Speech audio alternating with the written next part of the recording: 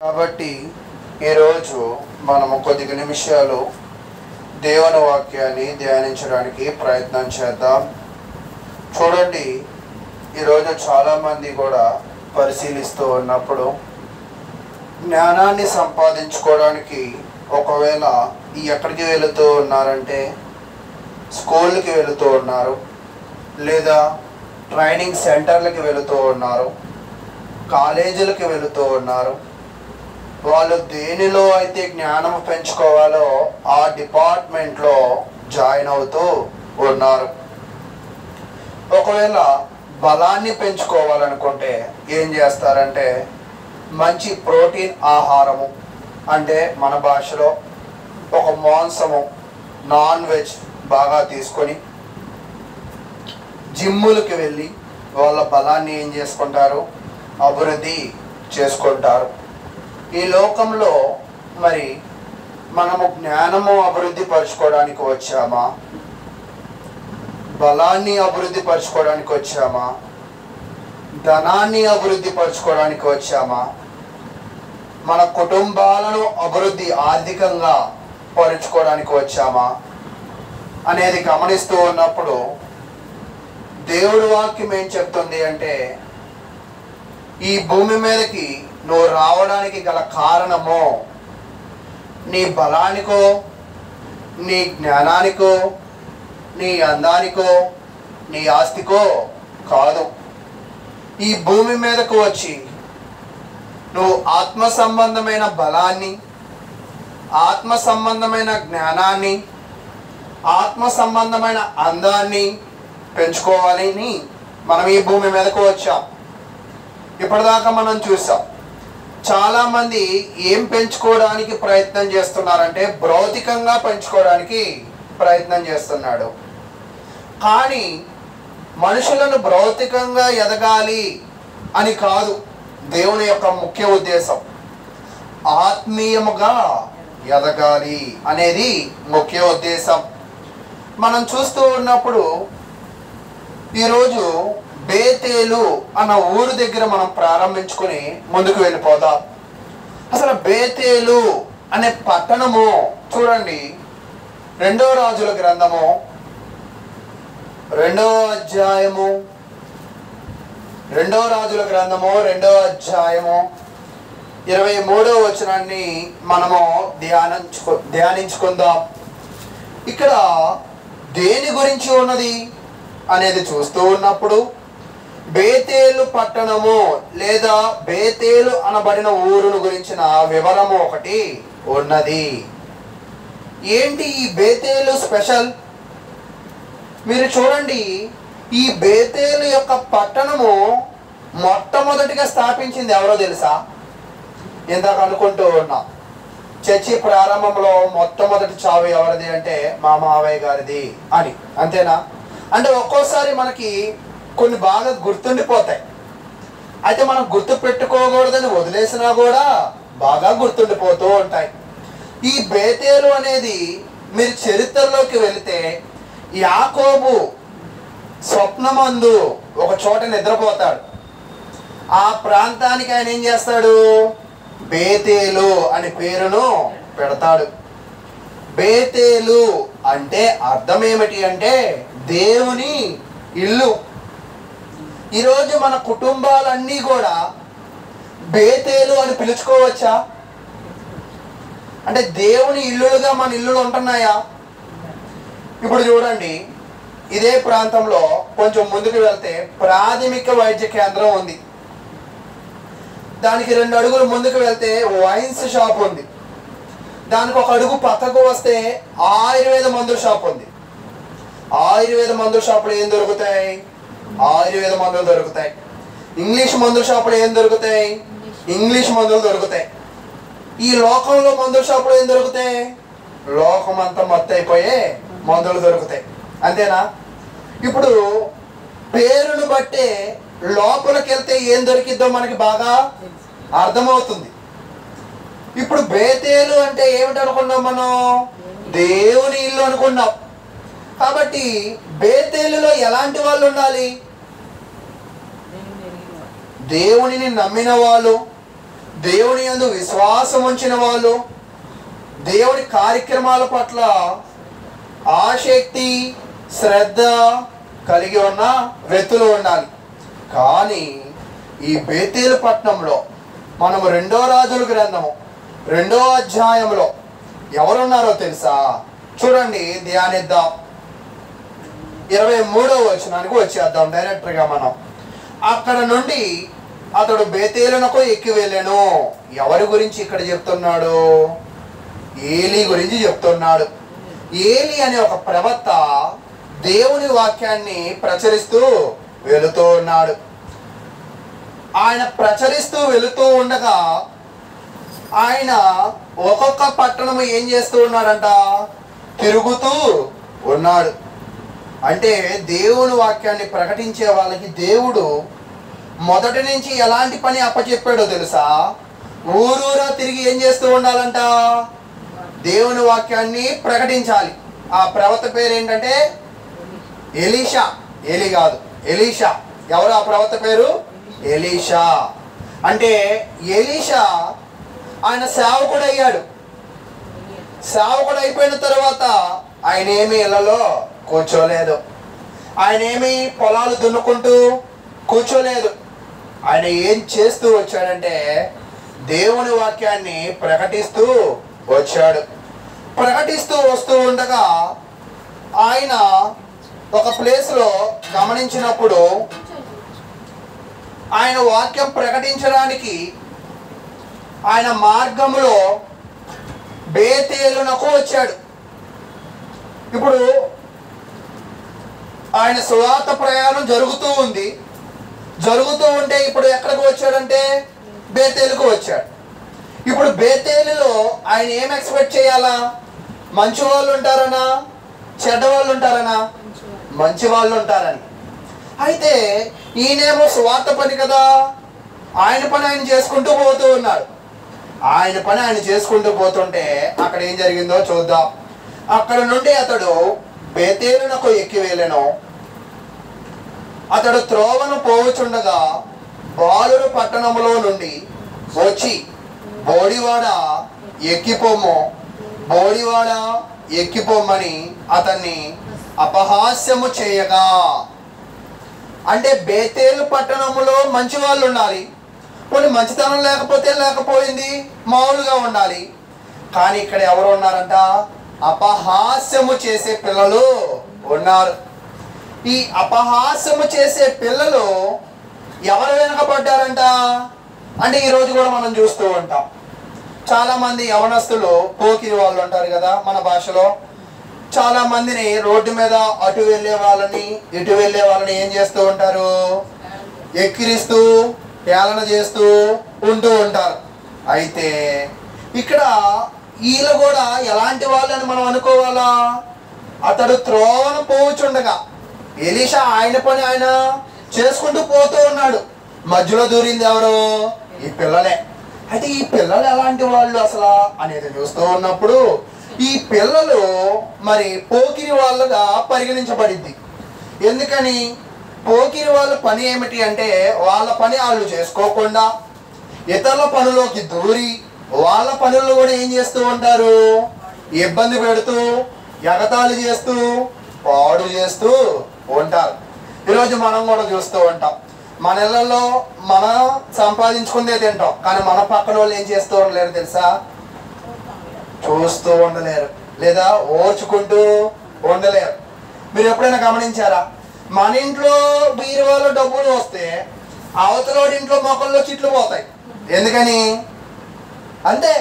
ఇక్కడ ఒక్కోసారి చెడ్డవాళ్ళ గుణం ఏమిటి అంటే అతని దగ్గర లేనిది వేరే వాళ్ళ దగ్గరికి వస్తే, ఆమె దగ్గర లేనిది వేరే వాళ్ళ దగ్గర ఉంటే వీళ్ళు చూస్తూ ఊరుకోలేరు పాపం. అయితే అలాంటి వాళ్ళని దేవుడు ఏమంటున్నాడంటే చెడ్డవాళ్ళే అని అంటున్నాడు. నిర్గమాకాండంలో కూడా మీరు తీయక్కర్లేదు. నీ పొరుగు వానిది దేనిదైనను నువ్వు ఏం చేయకూడదు? ఆశించకూడదు, చివరికి గాడిదనైనను. ఈరోజు కాబట్టి ఎప్పుడు కూడా మనము పొరుగు వారి మీద ఏమైనా చేయకూడదు అంటే పడి ఏడవకూడదు.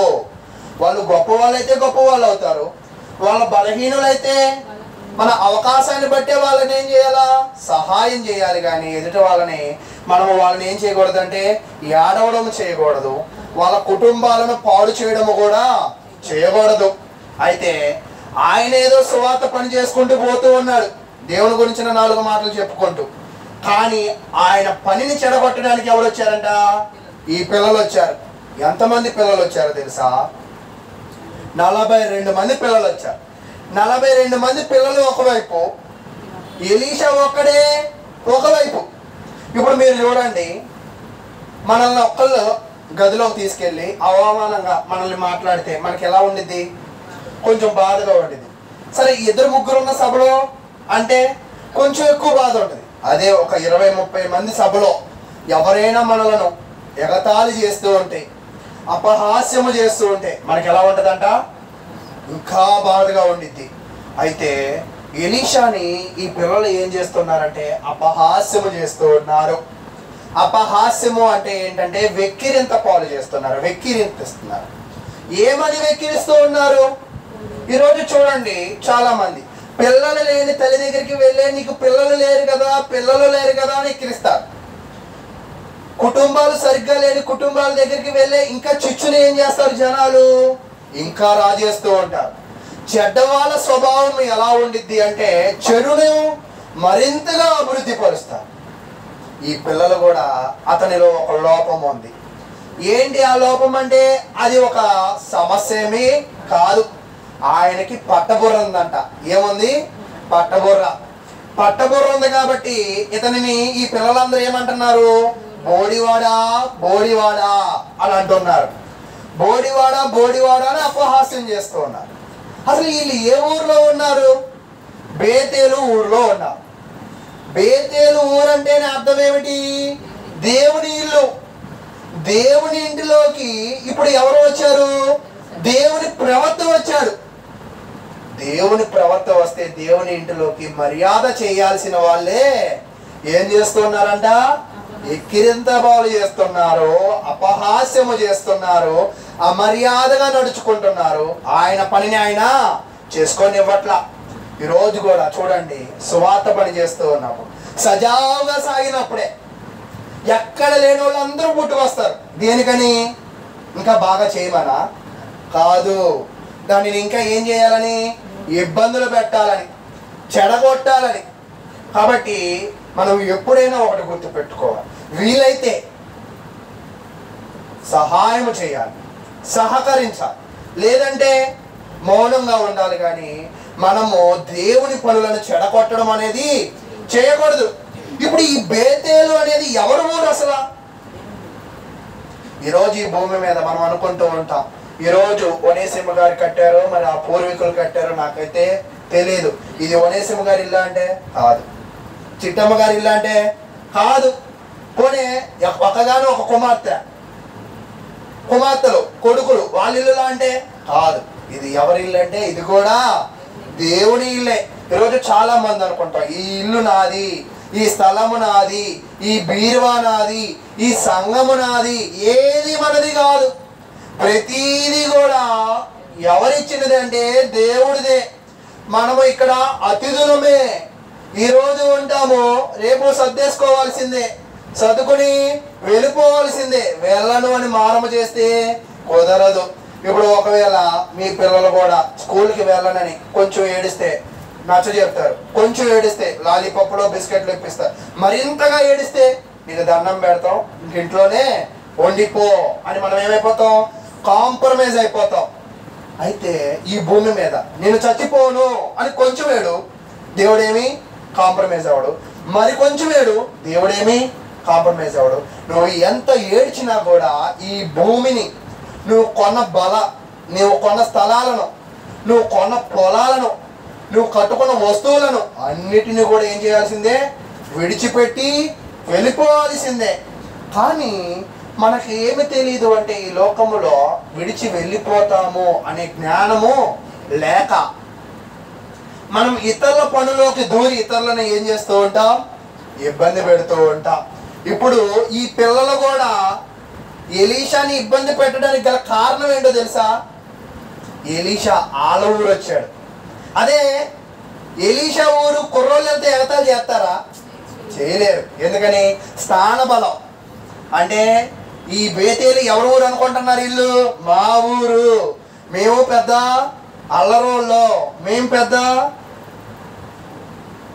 తుంటరోళ్ళో అనే స్వభావాన్ని ఏం చేస్తున్నారు? కనపరుస్తున్నారు. అంటే ఇక్కడ నేను ఒక్క విషయం చెప్పాలనుకుంటున్నా, మనది అనే అహంకారం ఎక్కడ ఉన్నదో అది చెడు స్వభావం. ఎదుటివాడి పని చెడగొట్టడము అనేది ఎక్కడ చేస్తామో అది కూడా చెడు స్వభావమే. మరి ఇంత చెడు చేస్తున్నారు కదా దేవుడు ఊరిలో ఉండి, దేవుడు ఏం చేయడా వీళ్ళని? ఈరోజు చాలా మంది కూడా స్థానిక సంఘాల్లో, కుటుంబాల్లో, బంధువుల్లో చెడు చేసే వ్యక్తులు కూడా మన చుట్టూనే కమ్మి ఉంటారు. కమ్మి ఉండి ఈ పిల్లల లాగానే ఏం చేస్తారు? విర్రవీగుతూ ఉంటారు, ఇది నాది, ఇది నాది అని. దేవుడు పాట ఒకటి ఉంటుంది అన్నమాట, ఏది నీది కాదులే, ఏది నీతో రాదులే. ఏది నీది కాదు, ఏది నీతో రాదు. ఈరోజు నాది అన్న స్వభావము, అహంకారం ఎవరైనా కనపరిస్తే లెక్క చెప్పాల్సింది ఎవరంటే దేవుడే. అయితే అప్పుడు ఎలీషాకి బాగా కోపం వచ్చింది. అయితే ఇక్కడ ఒక చిన్న సమస్య, మిమ్మల్ని నేను అడుగుతాను, నేను నల్లగా ఉన్నాను అని అనుకుందాం కాసేపు. నల్లోడా నల్లోడా అని మీరు ఎక్కిరిస్తున్నారు, ఎక్కిరిస్తారా? ఎక్కిరించారే అని అనుకుందాం. మీరు మంచోళ్ళు, ఎక్కిరించరు, కానీ ఎక్కిరించారే అనుకుందాం. తప్పేముంది? నల్లోని నల్లోడా అనక తెల్లోడు అంటారా? మరి నల్లోడా అంటే తప్పేముంది? అలాగే పట్టబుర్రోని బోడివాడా బోడివాడా అంటే తప్పేముంది? తప్పేమీ లేదు, అంతేనా? తప్పే. ఎదుటి వాళ్ళ లోపాల గురించి మనకి అవసరము. దుష్టుల ఆలోచన చెప్పున నడుక, పాపుల మార్గమున నిలోక, అపహాస్యకుల కూర్చుండు చోటున కూర్చుండక. అంటే అపహాస్యము చేసే వాళ్ళ దగ్గర దేవుడు ఏం చెప్పాడు? కూర్చోవద్దు. ఎందుకు అంటే దేవుడు అపహాస్యమును ఇష్టపడడం లేదు. అయితే అపహాస్యము చేసే వాళ్ళ దగ్గరే కూర్చోవద్దంటే ఈ పిల్లలు ఏం చేస్తున్నారు? అపహాస్యమే చేస్తున్నారు. మరి దేవుడు వద్దన్న పనిని ఎవరైనా చేస్తే ఏం జరిగింది మనం నేర్చుకోవాలి. అసలు ఇతనికి కోపం రావడానికి గల కారణం ఏమిటి అంటే అతనికి ఉన్న సమస్యను మరింతగా వీళ్ళు ఎత్తి చూపి మాట్లాడుతూ ఉన్నారు. అయితే చూడండి, మీరు బాగా గమనించండి, మీ జీవితంలో పట్టబుర్ర అంటారు కదా, నాకు పట్టబుర్ర ఉందంటారా? పట్టబుర్ర అంటే ఏంటి? రెండు రకాల బుర్రలు ఉంటాయి.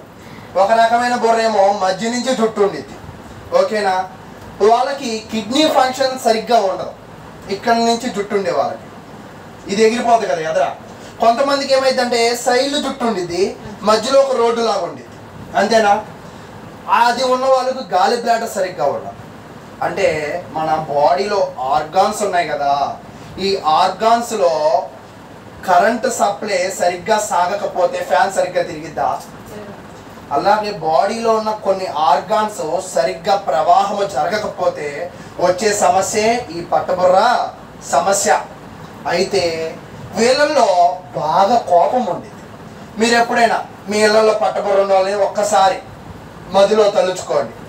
ఎవరికైతే బాగా పట్టబుర్ర ఉండిద్దో వాళ్ళు బాగా కోపిష్ఠులు ఉంటారు. మీరు ఎప్పుడైనా చూసారా అలాంటి వాళ్ళని? కాబట్టి దేవుడి దయ వల్ల ఈరోజు ఎవరు పట్టబుర్ర ఉన్న వాళ్ళు కూడా రాలేదు, మన దగ్గర కూడా ఎవరు ఎక్కువ లేరు. అయితే పట్టబుర్ర ఉంటే 1+1 ఆఫర్ లాగా వాళ్ళు బాగా ఏమంటారంట? కోపం ఉండిద్ది. అది సైన్స్ చెప్తుంది. ఎవరు చెప్తున్నారు? సైన్స్ అనేది చెప్తూ ఉంది. అయితే ఇప్పుడు పట్టబుర్ర ఉంది కదా, బోడివాడా బోడివాడా అన్నాడు కదా, ఇలాగ బాగా కోపం వచ్చేసింది. బ్లడ్లో ఉంది కదా కోపం అనేది వచ్చేసింది. వచ్చేసి ఈయన ఏం చేశాడంటే వాళ్ళను చూడండి 24వ వచనం చెప్తూ ఉన్నాడు. అతడు వెనుకకు తిరిగి, అంటే మన ఎలీషా ఒక్కడి ఎదురు ఉన్నాడు, వెనక ఎంతమంది ఉన్నారంట? 42 మంది వెంటాడి వెంటాడి ఏం చేస్తున్నారు? ఎక్కిరిస్తూ ఉన్నారు. ఈరోజు చాలా మంది ఇలాగే ఉంటారు, వెంటాడి వెంటాడి వేధిస్తూ ఉంటారు. కొన్ని విషయాల్లో సరిగా సాగే పనుల్లో కూడా చేతులు పెట్టుతారు. అలాగే ఈ ఎలీషా పాప ఆయన పని ఏదో ఆయన చేసుకుంటే వెనకుండి ఏం చేస్తున్నారు? ఇబ్బంది పెడుతూ ఉన్నాడు. అప్పుడు ఆయన వెనుకకు తిరిగి చూచి యెహోవా నామమును బట్టి వారిని శపించెను. అసలు వీళ్ళు ఎక్కిరించింది పాపం ఎవరైనా ఎక్కిరించారో కూడా వాళ్ళకి తెలియదేమో, తెలిస్తే ఎక్కిరించే వాళ్ళు కాదేమో. కానీ మనము మరి ఈయన ప్రవక్త కదా, ఈయనలో కొన్ని శక్తులు దేవుడు ఇస్తాడు. కాబట్టి ఎవరైతే దేవుని ప్రవర్తన, దేవుని ఇంటిలో ఉన్న ప్రజలను ఇబ్బంది పెడతారో వాళ్ళను దేవుడు ఊరుకోడు. దేవుడు ఇల్లు బేతేలు ఒకటే కాదు. ఈరోజు క్రీస్తు నామమున మన ఇంట్లో ఒక్కరు బాప్తిసం తీసుకున్నా ఈ ఇల్లు ఏమైపోయిందంట?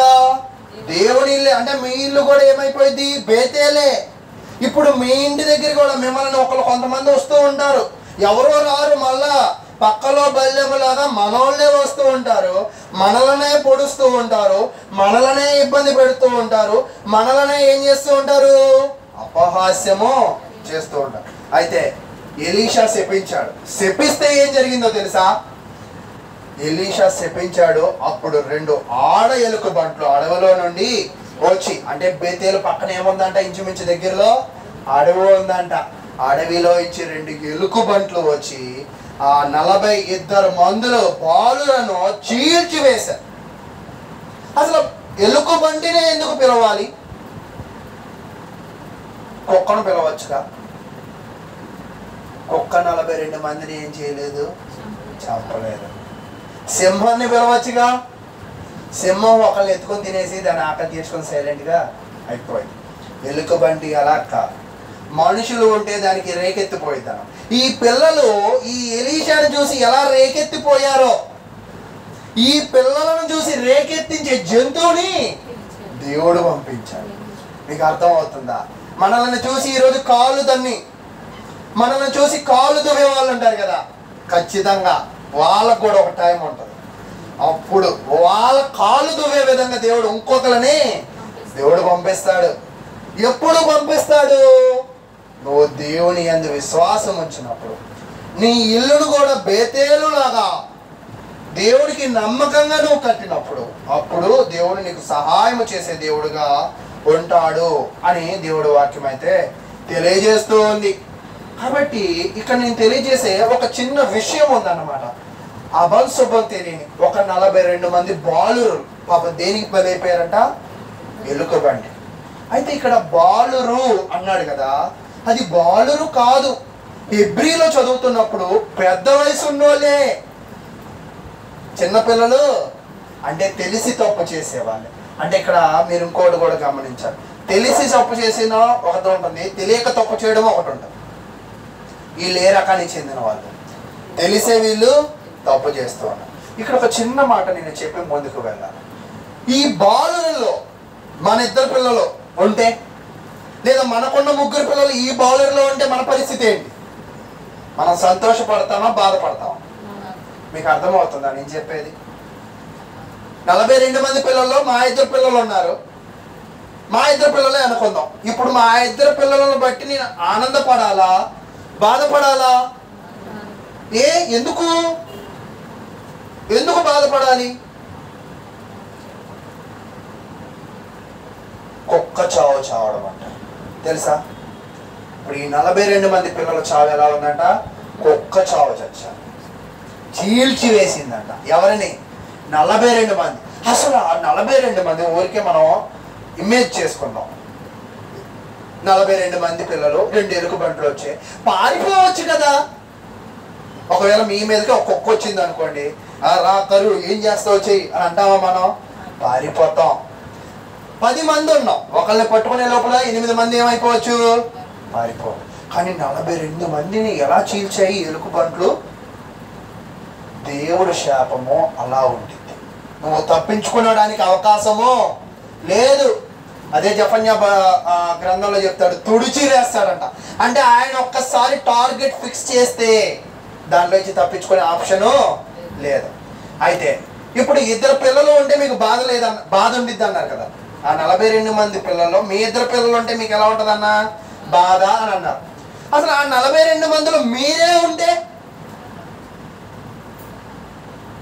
42 మంది పిల్లల్లో పిల్లలు ఉంటేనే మనకి బాధ, మనమే ఉంటే.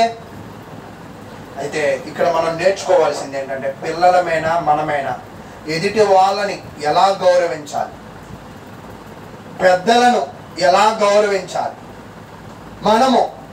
మనమున్నంతలో పిల్లలను ఎలా గౌరవించాలి. ఇప్పుడు వయసులో పెద్దవాళ్ళు నిర్మలమ్మ గారు అనుకోండి, ఆమె పెద్దలను గౌరవించడం చూసుకోవాలి, పిల్లలను కూడా కలుపుకోవడం అనేది చూసుకోవాలి. ఇప్పుడు చిన్న పిల్లోడిని నేను అనుకోండి, నేను పెద్దలను గౌరవించుకోవడం చూసుకోవాలి, పిల్లలను కూడా ఏం చేసుకోవాలా, మంచి సహవాసముగా కలుపుకుంటూ వెళ్ళాలి.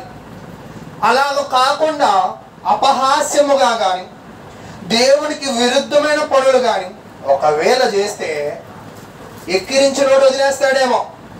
ఈరోజు మనం ఎక్కిరించడానికి ఎలీషా రావక్కర్లా, మనం ఎవరినైనా ఎక్కిరిస్తూ ఉంటాం. ఒక్కోసారి ఎక్కిరిస్తామేమో. మొన్న కూడా మేము ఒక చిన్న విషయం విన్నప్పుడు, అబ్బో ఏంటి ఆయనకి అని మా అపర్ణ అంది. అవును, వాళ్ళకి ఏ అవసరం ఉందో ఎవరికి తెలుసు. ఒక పని ఎవరు కావాలని చేయరు, తెలిసి చేస్తే ఖచ్చితంగా తప్పే. కానీ తెలియక అవసరానికి చేస్తే తప్పు లేదు అని ఒక్కోసారి అనుకోగలం. కానీ దైవ సంబంధమైన విషయాలు నువ్వు తెలిసి తప్పు చేసినా, నువ్వు తెలియక తప్పు చేసినా, నువ్వు తెలిసి అపహాస్యము చేసినా, తెలియక అపహాస్యము చేసినా, దేవుడు నిన్ను దొంగగానే దోషిగానే నిర్ధారిస్తాడు. రోజు కత్తి ఉంది కదా, రోజు కూరగాయలు కోస్తారు కదా, కూరగాయలు కాదు ఒకసారి, కోడిని కాదు ఒకసారి మేకను కాదు, మనిషిని కూడా కోస్తా, వీటిని కోస్తే కేసు లేదు కదా, దాన్ని కోస్తే కేసు ఏముంది అని ఒకసారి కోసారని కోపంతో, మీ ఇంట్లో ఎవరి మీద ఒకరి మీద కోపం ఉంటుంది కదా మనకి, కూరగాయలతో పాటు వాళ్ళని కూడా కోసామనుకోండి, తెలియక కోసాం అని పోలీస్ స్టేషన్లో చెప్పండి, ఏమంటారు? మేము మాకు తెలియక మిమ్మల్ని ఎక్కడ పెడతాం? జైల్లో పెడతాం.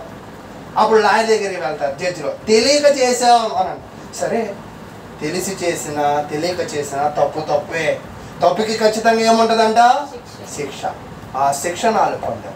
ఈరోజు మనమే కానీ, మన బిడ్డలే కానీ, మన బంధువులే కానీ శిక్షింపబడకూడదు అని మీకుందా?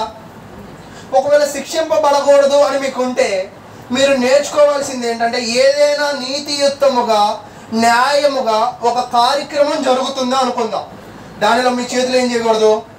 పెట్టి దానిని చెడగొట్టకూడదు. ఈరోజు చాలామంది మీరు గమనించండి, స్థానిక సంఘాలనే కానీ కుటుంబాలే కానీ బాగా సాగుతూ ఉన్నప్పుడు మధ్యలో దోల చేతుల వాళ్ళు వస్తారు, పోకిరి చేష్టల వాళ్ళు వస్తారు, పని పాట లేని వాళ్ళే వస్తారు. పనున్నోళ్ళు ఎవరు రారు. వచ్చి వాటిని ఏం చేస్తారు? చెడగొట్టే ప్రయత్నాలు చేస్తూ ఉంటారు. ఇది మీ ఇంట్లో ఉన్న పాత టీవీ ఛానల్ కాదు. పాత టీవీలో ఏం చేసేవాళ్ళు? ఇలా తిప్పేవాళ్ళు, గుర్తుందా మీకు? స్టవ్ తిప్పినట్టు. స్టవ్ని తిప్పితే, టీవీని తిప్పితే పాడైపోయేది మీ ఇంట్లో వస్తువు. కానీ సమాజంలోకి వచ్చి సంఘాలను, కుటుంబాలను, బంధువులను నీకు నచ్చినట్లుగా నువ్వు తిప్పి, నీకు నచ్చినట్లుగా నువ్వు అపహాస్యం చేసి, నీకేదో బలం ఉన్నదని, నీకేదో నోరు ఉన్నదని, నీకేదో జ్ఞానం ఉన్నదని, నీకేదో సంపద ఉన్నదని ఇతరులను ఒకవేళ ఏమైనా అన్యాయముగా నువ్వు మాట్లాడావంటే దానికి నువ్వేం చేయాల్సిందంటే లెక్క చెప్పాలి నువ్వు. అయితే అతనికి లెక్క చెప్పాలి అంటే ఎలీషా లాగా ఈరోజు నువ్వు శపించే శక్తి నీలో లేదు. నీలో శపించే శక్తి లేకపోవచ్చు, కానీ ప్రార్థించే స్వభావం ఉంది. అంటే ఇక్కడ ఏం చెప్తున్నాడంటే, ఎలీషా అంటే వెనక్కి తిరిగాడు, 42 మందిని చిటికలో శపించాడు, చిటికలో 2 ఎలుకబంట్లు వచ్చాయి. ఎంత టైం పట్టిందో మనకు తెలియదు. గట్టిగా 1 కిలో కూర మీ ముందు పెట్టాను అనుకోండి, ఎంతసేపు తింటారు? అంటే ఎప్పుడు తినలేదండి, ఆ అవకాశం రాలేదండి. కానీ మంచి సాలిడ్గా దొరికారు, 2 ఎలుకబంట్లకి మంచి ఆహారం దొరికింది. 42 మంది పిల్లలు ఎన్ని రోజులు ఆకలి లేకుండా కూడా బతికేయచ్చు. అయితే మొన్న ఒకళ్ళు ఉన్నారు, సేవకుడు, ఎంత పొట్ట ఉంది, ఆయనకి 2 కుర్చీలు వేయాలి. ఒక కుర్చీ వేస్తే ఖచ్చితంగా ఏమైపోద్ది అంటే ఇరిగిపోయింది. డాక్టర్ దగ్గరికి వెళ్ళాడు. డాక్టర్ గారు అన్నారు, ఈ జన్మకు సరిపడంత నువ్వు ఎక్కువ తినేసావు, ఇప్పుడు నువ్వు తినకపోయినా కూడా. అదేంటి డాక్టర్ గారు అలా? అవును బాబు, నువ్వు తినాల్సిన దానికంటే ఎక్కువ తినేసావు, ఇప్పుడు నువ్వు తినకపోయినా నీకేమి ఇబ్బంది లేదు. అలాగే ఎలుకు బంట్లకి సాలిడ్ ఆహారం అనేది ఆ రోజు దొరికింది. ఈరోజు నువ్వు నేను ఎలుకు బంటులు లాంటి వాళ్ళకి సాలిడ్గా మనం దొరికిపోకుండా ఉండాలి అంటే మనము గౌరవించడం నేర్చుకోవాలి, మర్యాద ఇవ్వడము నేర్చుకోవాలి, విశ్వాసం కలిగి ఉండడం నేర్చుకోవాలి. ఒకవేళ ఎలీషా స్థానంలో నువ్వే ఉన్నావు, నిన్ను ఈ సమాజం ఎక్కిరిస్తుంది, నీ బంధువులు ఇబ్బంది పెడుతున్నారు, ఇప్పుడు నువ్వేం చేయగలవు? శపించలేవు కదా. ఇప్పుడు నువ్వు ప్రార్థన చేయి. తిరిగి గొడవ అలా చాలామంది అనుకుంటారు, కత్తి పట్టుకుని యుద్ధం చేసేవాడు కానీ ఆ ప్రాంతం పట్టుకుని యుద్ధం చేసేవాడు బహు గొప్పవాడు. ఈరోజు కాబట్టి నేనేం తెలియజేయాలనుకుంటున్నాను అంటే, ఎలుక బండ్లకి మేత మనం అవ్వకూడదు, మన కుటుంబ సభ్యులు అవ్వకూడదు, మన పిల్లలు కూడా అవ్వకూడదు. అయితే ఈ కుటుంబ సభ్యులు, ఈ పిల్లలు మేత కాకూడదు అంటే ఖచ్చితంగా వాళ్ళకి దేవుడి వాక్యాన్ని నేర్పిస్తే బాగుండేది కదా. ఈరోజు నేనేం చెప్పడానికి ప్రయత్నం చేస్తున్నానంటే, మీరు చూడండి, పిల్లలకి బట్టలు కొనేటప్పుడు ఒకవేళ మన శరణ్యానో లేదా రమక్క పిల్లలు ఉన్నారనుకుందాం, ఇద్దరు మగ పిల్లలు ఉన్నారు కదా, అనిల్ని తీసుకెళ్ళిపోయి అనిల్ కొలతలతో వాళ్ళకి బట్టలు తెస్తే ఎలా ఉంటుంది? సరిపోయిద్దా? అంటే పిల్లలకి తగ్గ కొలతతో బట్టలను మనం ఏం చేస్తున్నాం? తెచ్చుకుంటున్నాం. పిల్లలకి చదువు విషయాల్లో శ్రద్ధ చూపిస్తూ ఉన్నాం, పిల్లల యొక్క ఆటపాటల విషయాల్లో కూడా శ్రద్ధ చూపిస్తూ ఉన్నాం. అయితే ఈ రోజుల్లో మనం ఇందాక అనుకున్నాం కదా, జ్ఞానము, బలము, ఆత్మ సంబంధమైన జ్ఞానము, వీటిని నువ్వు సంపాదించుకోవడానికి, నీ కుటుంబం సంపాదించుకోవడానికి అంత శ్రద్ధ చూపిస్తున్నావా? మీకు నేను చెప్పింది అర్థమైందా? మనం ఒక్కోసారి అనుకుంటూ ఉంటాం, జాకెట్కి తగ్గ బ్లౌజులా, చీరకు తగ్గ బ్లౌజులా, మ్యాచ్ కాకపోతే 1కి 2, 10కి 10 సార్లు ఏం చేస్తాం? మనకి దొరికేదాకా వచ్చిన దాన్ని మనం వేసుకుంటామా? వేసుకో. మనకి దొరికేదాకా దానిని ఏం చేస్తాం? ఎతుకుతూ ఉంటాం. అలాగే మనం ఈరోజు కూడా మనము మరి ఎలుక బంట్లు బారిలో పడకూడదు అంటే, దేవునికి విరుద్ధమైన దారిలో నడవకూడదు అంటే, దేవుని మార్గం ఏదో అనేది వెతికి వెతికి వెతికి తెలుసుకుని నేర్చుకునే వారిగా ఉండాలని దేవుని వాక్యం ద్వారా తెలియజేస్తున్నాం. అంటే ఇప్పుడు ఈ బేతేలులో దేవుని వాక్యం సరిగ్గా ఉందా లేదా? లేకపోవడం వల్లే అక్కడ 42 మంది బలైపోయారు. ఒకవేళ ఉంటే బలయ్యే వాళ్ళు కాదు. కానీ దేవుడు ఏం చెప్పాడంటే, దేవునిలోనే ఏం కొరత వచ్చింది? దేవుని వాక్యం కొరత. బేతేలు అంటే ఏమనుకున్నావు? దేవుని యొక్క ఇల్లు. దేవుని ఇంట్లోనే దేవుని ప్రవర్తనకి గౌరవం లేదు, దేవుని మాటలకి విలువ లేదు. అసలు దేవుని మాటలు అక్కడ ప్రకటింపబడుతున్నాయో లేదో కూడా తెలియదు. అయితే కానీ ఇశ్రాయేల్ ప్రజలకు దేవుడు ఏం చెప్పాడంటే, అయ్యా మీ పిల్లోడు స్కూల్ విషయంలో జాగ్రత్త తీసుకున్నావో లేదో నాకు తెలియదు, యుద్ధ నైపుణ్యాల విషయంలో జాగ్రత్త తీసుకున్నావో లేదో నాకు తెలియదు, తినే విషయంలో జాగ్రత్త తీసుకున్నావో లేదో నాకు తెలియదు, కానీ నువ్వు మాత్రం ప్రప్రథమమైన జాగ్రత్త ఎక్కడ తీసుకోవాలో తెలుసా? ఎక్కడ తీసుకోవాలో తెలుసా అంటే ద్వితీయోపదేశ కాండం చెప్తున్నాడు. ద్వితీయోపదేశ కాండము 28వ అధ్యాయం, ద్వితీయోపదేశ కాండము 28వ అధ్యాయము 14-15 వచనాలు. ద్వితీయోపదేశ కాండము 28వ అధ్యాయము 14-15 వచనాలు. అన్యుల దేవతలను అనుసరింపకయు వాటిని పూజింపకయు నున్న ఎడల నీవు అనుసరించి నడుచుకొనవలెనని నేడు నేను నీకు ఆజ్ఞాపించుచున్న నీ దేవుడైన యెహోవా ఆజ్ఞలను విని వాటిని అనుసరించి గైకొనిన ఎడల యెహోవా నిన్ను తలగా నియమించను గాని తోకగా నియమింపడు. నీవు పైవాడుగా ఉందువు గాని కిందవాడుగా ఉండవు. ఇక్కడ ఏం చెప్తున్నాడంటే, అయ్యా ముందు నన్ను తెలుసుకోండి, నా నామాన్ని తెలుసుకోండి, అప్పుడు మీరేమవుతారంటే ముందు రక్షింపబడతారు. ఒకవేళ నన్ను తెలుసుకోకుండా అన్యుల దేవతలను అనుసరించి పూజించినట్లయితే నీ జీవితంలో నువ్వు ఎప్పుడు పైన ఉండలేవు. ఒక వ్యక్తి గొప్ప స్థితిలోకి వెళ్ళాలి అంటే ఎంత చదువుకోవాలని ఇక్కడ చెప్తున్నాడు? దేవుణ్ణి చదవమంటున్నాడు, దేవుడి గ్రంథాన్ని చదవమంటున్నాడు. అప్పుడు చెప్తున్నాడు, యెహోవానే నిన్ను తలగాను నియమించను గాని తోకగా నియమింపడు. ఈరోజు తలకి విలువ ఎక్కువ ఉంటుందా, తోకకి విలువ ఎక్కువ ఉంటుందా? తలకే విలువ ఎక్కువ ఉంటుంది. అయితే ఈరోజు మనము కూడా చూడండి, ఒకవేళ మన జీవితంలో గొప్ప స్థితిలోకి రావడానికే చదువుకుంటాం, గొప్ప స్థితిలోకి రావడానికే సంపాదించుకుంటాం, గొప్ప వాళ్ళగా ఉండడానికే ఈ లోకంలో ఎంతో ప్రయాసపడతాం. నువ్వు గొప్పవాడవి అవ్వాలి అంటే నువ్వు చేయాల్సింది ఏమిటంటే దేవుణ్ణి బాగా తెలుసుకోవాలి. అప్పుడు దేవుడు ఆర్థికంగా కూడా నేను ఎక్కడ ఉంచుతాడంట? నీవు పై ఉండువాడుగా ఉండువు కానీ క్రింద వాడువు కావు. ఈరోజు మీ కుటుంబమే కానీ మీరే కానీ మీ జీవితాలే కానీ పై వాళ్ళగా ఉండాలని అనుకుంటే మీరు ఎంతైనా నిచ్చినయ్యండి, ఆ నిచ్చెన పడిపోయింది. కానీ దేవుణ్ణి నమ్మి నిచ్చినయ్యండి, ఈసారి ఆ నిచ్చెన ఎలా ఉండిద్దంట? స్థిరముగా ఉండి. మా చిన్నతనంలో కూడా ఆకాశానికి నిచ్చెన అని ఒక పాఠం ఉండేది. ఆకాశానికి ఎంత నిచ్చెనేసి పైకి ఎక్కాలని ఏమైపోయేవాళ్ళు అంటే పడిపోయేవాళ్ళు. ఈ లోకములో సంపాదించుకోవాలని లోక జ్ఞానముతో ఆకాశానికి మీరు నిచ్చెన వేస్తే మీరు ఎప్పుడు కూడా ఏది కూడా సంపాదించుకోలేరు, పైకి కూడా వెళ్ళలేరు.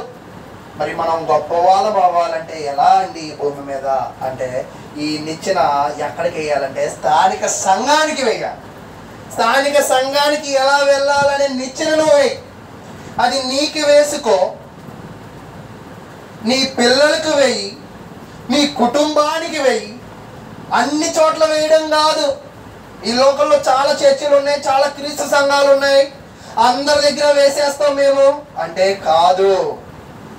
ఏది సరైనదో తెలుసుకొని, ఎక్కడ ఉంటే మనము బాగుపడతామో తెలుసుకొని, ఎక్కడైతే ఒక విశ్వాసికి సేవకుడు ఎదుగుదల కోసము బోధిస్తాడో తెలుసుకొని అక్కడికి వచ్చి వెయ్యి. ఏంటిది? నిచ్చెన వెయ్యి. అప్పుడు ఆ నిచ్చెన నిన్ను ఏం చేసిద్దో తెలుసా? గొప్పవాడిని చేసింది.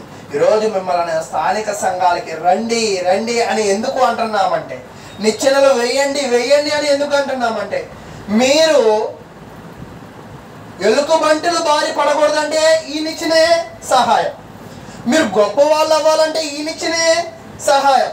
అపహాసకుల చేతిలో నుండి మిమ్మల్ని విడిపించాలన్నా కూడా ఈ నిచ్చెనే సహాయం.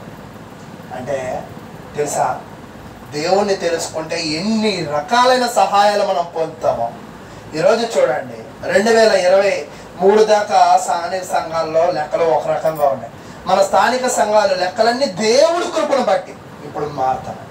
ప్రతిరోజు ఒక చోట ప్రార్థన జరుగుతుంది. మరి మన వంతుగా మనం ఏదైనా వినగలుగుతున్నామా? పోనీ వినలేకపోతే ఈరోజు మన యూట్యూబ్ ఛానల్ ద్వారా దేవుని విషయాలు వినగలుగుతున్నామా? అంటే విస్తారంగా వాక్యము ప్రబలుతుంది. విస్తారంగా వాక్యం ప్రబలకపోవడం వల్లే బేతేలులో 42 మంది పాడైపోయారు.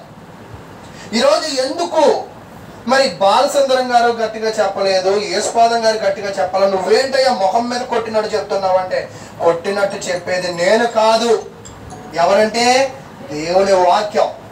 అయితే ఈరోజు మనం అర్థం చేసుకోవాలి. ఏమని? మనల్ని కొడుతున్నారంటే మనల్ని జాగ్రత్త పడమని. శుద్ధి అయి మెత్తన చేయు, విత్తనమై ఫలించు. ఒక పాట ఉంటుంది, మీకు తెలుసా ఆ పాట? శుద్ధి ఏం చేసిద్దంట? మెత్త చేసిద్ది. దేనికి? ఎప్పుడైతే మెత్త చేయబడతామో అప్పుడు మన విలువ పెరిగిద్ది. ఈరోజు వాక్యము ద్వారా నువ్వు మెత్త చేయబడుతున్నావా? వాక్యము ద్వారా నువ్వు గద్దెంపబడుతున్నావా? నేను ఒక చిన్న ప్రశ్న అడుగుతాను. ఈ 42 మంది ఎలీషాని ఎక్కిరుతున్నారు కదా, దారి పోవున ఎక్కిరుతున్నారు. ఇప్పుడు మీలాంటి వాళ్ళు నాలాంటి వాళ్ళు పెద్దలు వచ్చి, అరే బాబు పెద్దలను ఎక్కిరించకూడదురా అని ఎవరైనా చెప్తే ఎలా ఉండేది? బాగుండేది. 42 మంది జీవితాలు బాగుండే. సరే, ఇప్పుడు చెప్పినా వినలేదు, ఇప్పుడు ఏమైపోతాయి? అంటే చెప్పిన మాట వినిన వాడి జీవితం ఎప్పుడు కూడా ఏమవుతుందంట? బాగుపడిద్ది. అదే చెప్తున్నాడు ఇక్కడ 14-15. దేవుని మాట విన్నవాడు ఎప్పుడు కూడా ఎక్కడ ఉంటాడంట? పైవాడిగా ఉంటాడు, తలగా ఉంటాడు. అదే ద్వితీయోపదేశ కాండము 28వ అధ్యాయము 45వ వచనాన్ని చదువుకుందాం. నీవు నాశనము చేయబడే వరకు ఈ శాపములన్నీ నీ మీదకి వచ్చి. ద్వితీయోపదేశ కాండము 28వ అధ్యాయము 45వ వచనము. నీవు నాశనము చేయబడే వరకు ఈ శాపములన్నీ నీ మీదకి వచ్చి నిన్ను తరిమి నిన్ను పట్టుకొనును. దేవుని వాక్యాన్ని ఎవరైతే తెలుసుకోరో, దేవుని బాటలో ఎవరైతే నడుచుకోరో వాళ్ళు వెనక ఏమొస్తాయంట? శాపాలు వస్తాయంట. అయితే ఆ శాపాలు ఇతనిని ఏం చేస్తాయంట? తరుముతాయంట. అర్థమైందా మీకు? ఒకవేళ ఎలీషా లాగా నువ్వు దైవభక్తిని కలిగి ఉంటే నిన్ను తరిమే వాళ్ళను కూడా నువ్వేం చేయగలవు? ఆపగలవు. ఒకవేళ దైవభక్తి లేకపోతే నిన్ను వాళ్ళు తరుముతూ ఉంటారు, నువ్వు పరిగెడుతూనే ఉంటావు. ఈరోజు నేనేం చెప్తున్నాను అంటే, మీరు తరమబడే వారిగా ఉంటున్నారా, తరమబడించుకునే వాళ్ళగా ఉంటున్నారా అనేది కూడా అడుగుతూ ఉన్నా. తర్వాత ఏలయనగా నీ దేవుడైన యెహోవా నీకు ఆజ్ఞాపించిన ఆయన ఆజ్ఞలను ఆయన కట్టడలను అనుసరించి నడుచుకున్నట్లు నీవు ఆయన మాట వినలేదు. వినకపోతే శాపాలే. మొన్న మేము కూడా, నాకు కొంచెం ఏదైనా ఇంటి చుట్టుపక్కల ఏదైనా ఇబ్బంది ఉంటే అమ్మేద్దాం అంట. అప్పుడు మా అమ్మ వాళ్ళకి వీళ్ళకి దడిసి మనం ఎందుకు అమ్మాలి, వాళ్ళకి వీళ్ళకి దడిసేం కాదు, ఇల్లు చిన్నదైపోయింది, మనకు సరిపోవట్లా, ఈ పెంట అంతా మనకెందుకు అని అన్న. అంటే ఈరోజు మనము ధైర్యంగా బ్రతకాలి అంటే ఎవరిని నమ్ముకోవాలంట? దేవుని నమ్ముకో. మన చుట్టుపక్కల దేవుడు వాక్యం చెప్తుంది, నీ కుడి పక్కన ఎంతమంది కూలినా కూడా, నీ ఎడం పక్కన ఎంతమంది కూలినా కూడా నిన్ను స్థిరపరిచేవాడు ఎవడంట? దేవుడే. అప్పుడు అనుకున్నా, అవును, మనం మన బాటలో వెళ్తాము, దేవుడే తన మార్గాన్ని ఏం చేస్తాడంట? విశాలపరిచేవాడిగా ఉంటాడంట. కాబట్టి ఇక్కడ నేనేం చెప్పాలనుకుంటున్నానంటే, ఇప్పుడు మీ వెనక శాపాలు రావాలనుకుంటున్నారా, మీ వెనక దీవెనలు రావాలనుకుంటున్నారా? ఒకవేళ మీ వెనక దీవెనలు రావాలంటే ప్రతిరోజు నేను ఒక బర్నీ పట్టుకొని, ఒక చేతిలో కాటిక పట్టుకొని, ఒక చేతిలో పసుపు కుంకుమ పట్టుకొని బొట్టు పెట్టి ప్రార్థనకి రండి, ప్రార్థనకి రండి, ప్రార్థనకి రండి అని మనము చెప్పక్కర్లా. ఎవరైతే బాగుపడాలనుకుంటారో వాళ్ళు ఏమవుతారంట? వాళ్ళు పరిగెడతారు. దేని వెనక? ప్రార్థనలు వెనక. కాబట్టి పరిగెత్తాల్సిన బాధ్యత ఎవరవుతుందంటే మీది. పరిగెత్తే మీకు ఒక సంపూర్ణమైన ఆహారము, ఆత్మ సంబంధమైన జ్ఞానాన్ని ఇవ్వాల్సిన బాధ్యత ఎవరిదంట? నాది.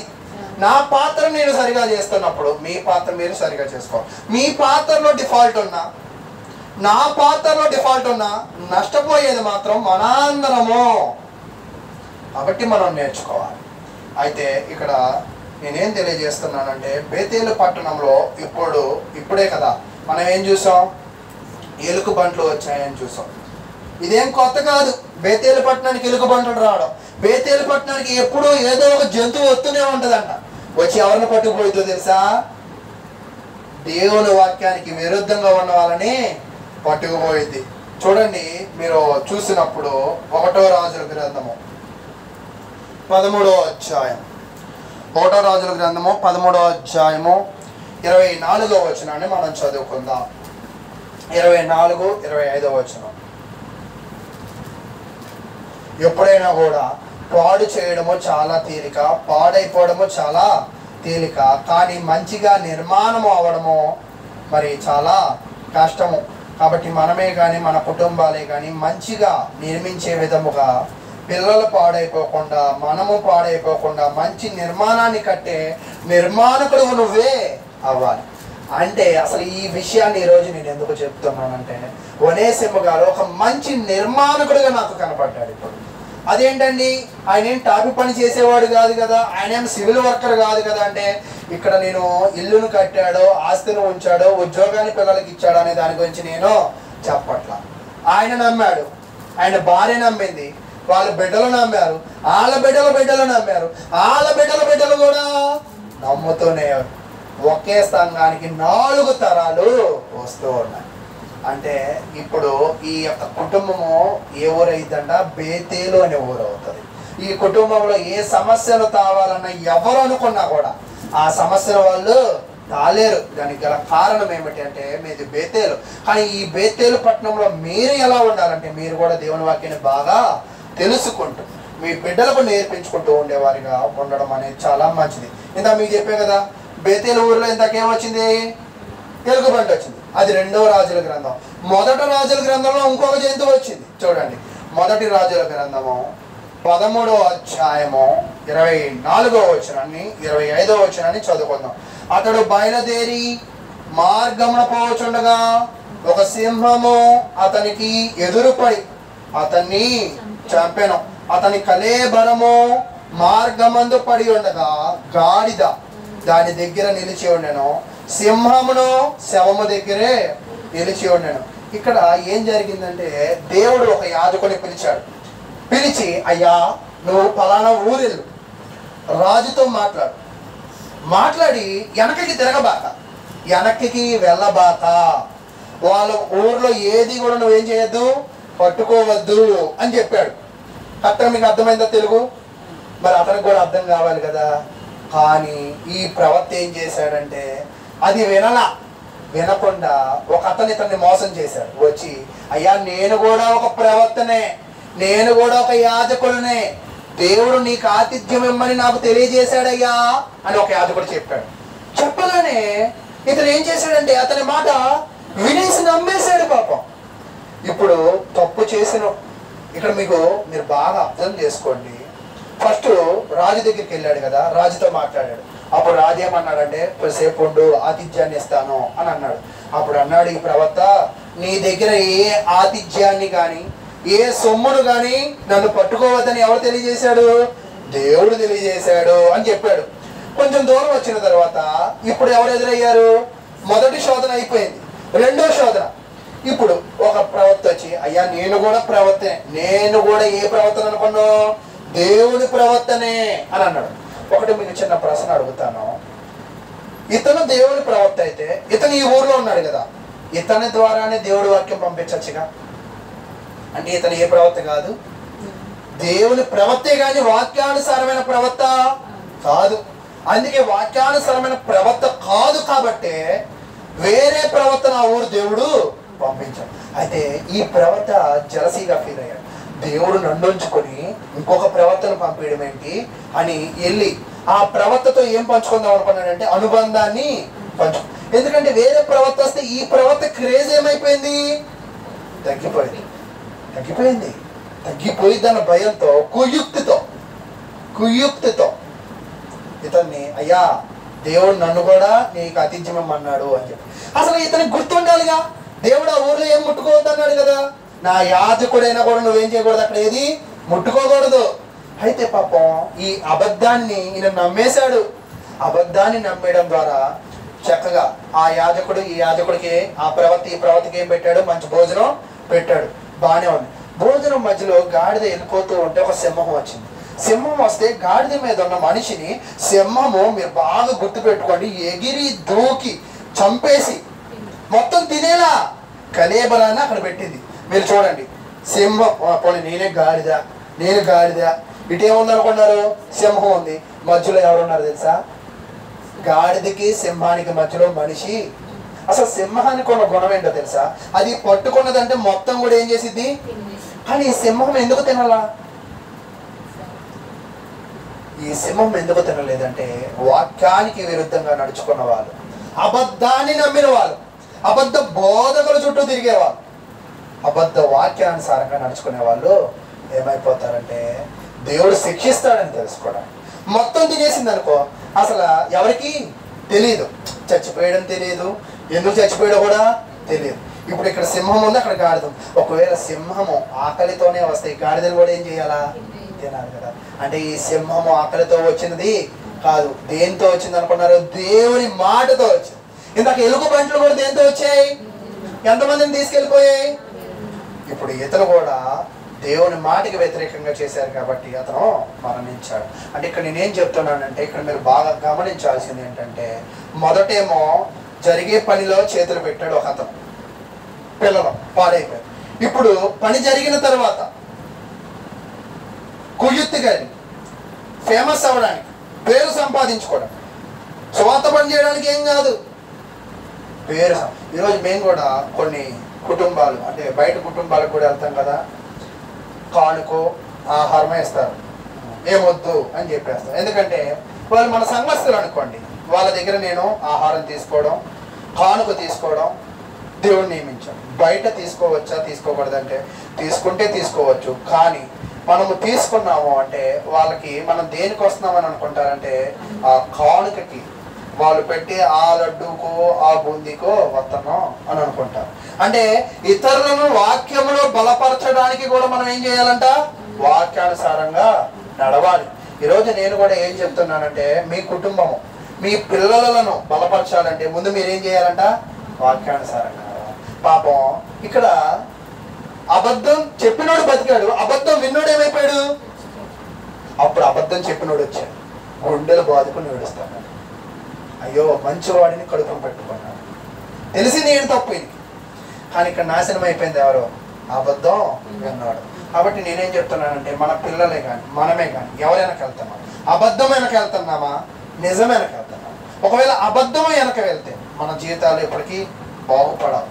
మనం ఎవరి వెనక వెళ్ళాలంటే మనల్ని బలపరచాలి. మనం వాళ్ళతో ఉంటే క్రీస్తులో మనల్ని బలపరిచే వ్యక్తిత్వను అని అనుకోవాలి. అలా అనుకున్న వాళ్ళు వెనక మనం ఉండాలి. అందరి వెనక మనం ఉన్నామనుకోండి, పాడైపోయేది ఎవరో మనమే. అది ఈ లోకంలో మనకి పేరు ప్రతిష్టతలు ఉండొచ్చు. ఈరోజు చూడండి చాలా మంది కూడా బ్యానర్లు వేసుకుంటారు.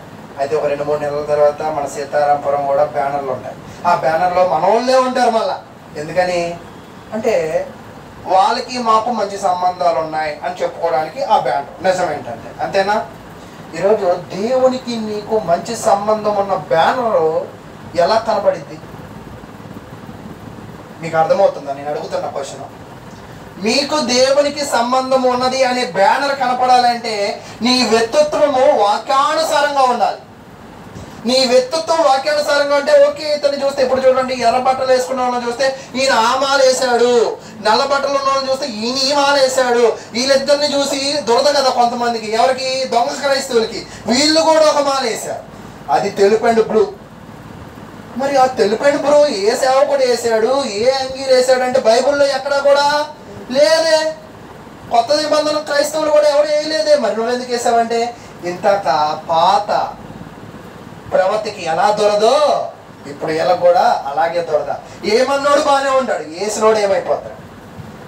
ఏసునోడు ఏమనుకుంటాడంటే భక్తి అనుకుంటాడు. అరే భక్తి కాదురా, అది పాపము అని మనము తెలుసుకోవాలి. అంటే ఈరోజు నేనేం చెప్తున్నానంటే నల్ల బట్ట, ఎర్ర బట్ట, తెల్ల బట్ట కాదు, నువ్వు క్రీస్తు అన్న ఆత్మను ధరించుకో. అప్పుడు నీళ్ళు ఏం కనపడతారంటే క్రీస్తు కనపడతారు. ఈరోజు చూడండి దెయ్యాలు కూడా, ఎప్పుడైనా మేళల్లో దెయ్యాలు పట్టాయా? పట్ల దేవుడు దయ వల్ల. అయితే పడితే తెలిసేది. పట్టిన తర్వాత ఫస్ట్ కొట్టి ఏమడుగుతుంది చెప్పండి? నీ పేరేంటి? ఆడదానివా మగదానివా? ఎక్కువ శాతం ఆడవాళ్ళే పడతారేంటి? మగవాళ్ళు కోరికలు ఉండవా? ఆడ కోరికలు దెయ్యాలే ఉంటాయా?